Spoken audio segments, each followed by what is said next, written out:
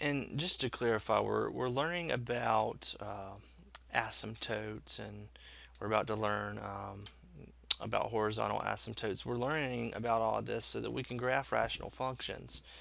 Now, the vertical asymptote, the equation for the vertical asymptote would have been x equals because it's a vertical line. Horizontal lines would have an equation of y equals. So a horizontal asymptote will be y equals, just like where the definition says the line y equals b, horizontal asymptote of the graph of a function. Um, f if f of x approaches b as x increases or decreases without bound. Um, but the interesting thing about a horizontal asymptote is that you can have only one. And it's different from a vertical asymptote because the graph can actually cross the horizontal asymptote like you see right here. Um, anyway, as far as locating them, um, I want to just read this summary because it's a little bit easier. If the degree of the numerator is less than the degree of the denominator, um, then the horizontal asymptote is super easy. It's just y equals 0. But if the degree of the numerator is equal to the degree of the denominator, then um, the horizontal asymptote is a ratio of the coefficients of the terms with the greatest um, degree. And remember, the degrees were equal. Just like what you see right here, y equals x cubed, excuse me, 2x cubed over 5x cubed. Well, yeah, there's definitely going to be a horizontal asymptote because those degrees, the degree of the numerator and the degree of the denominator, are the same.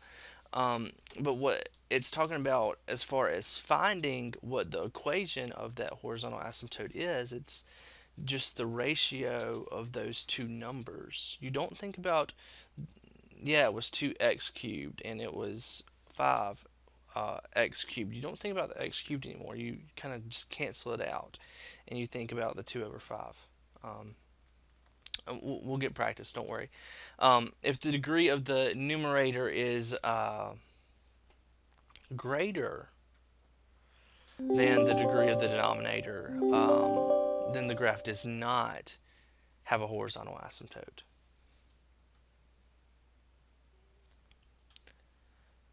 So looking at example 4, it wants us to find the horizontal asymptotes, and doesn't say it, but right, the equation.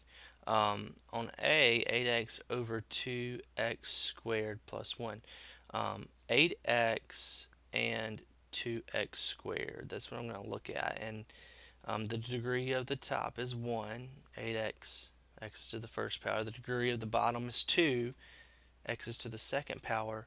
So the degree in the numerator is smaller than the degree in the denominator. Numerator is less than denominator. Look, I have it highlighted up here.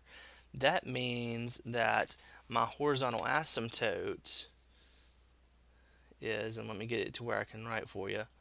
My horizontal asymptote is y equals 0. Okay. Now on B, 10x squared over 2x squared plus 1. Now the degree of the numerator is 2 and the degree of the denominator is 2. They're both x squareds, right? Well, those degrees are equal. So what it tells us to do, it says the horizontal asymptote is the ratio of the coefficients of the terms with the greatest degrees. Well, the coefficient up top with the greatest degree is 10, and on bottom it's 2, right? 10x squared and 2x squared. That means we forget about everything else. So we forget about the plus 1.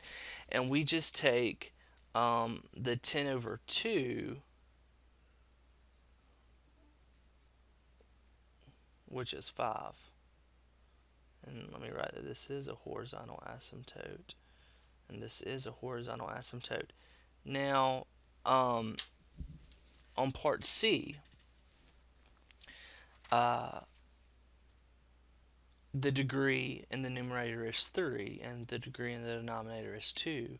So we have this scenario right here.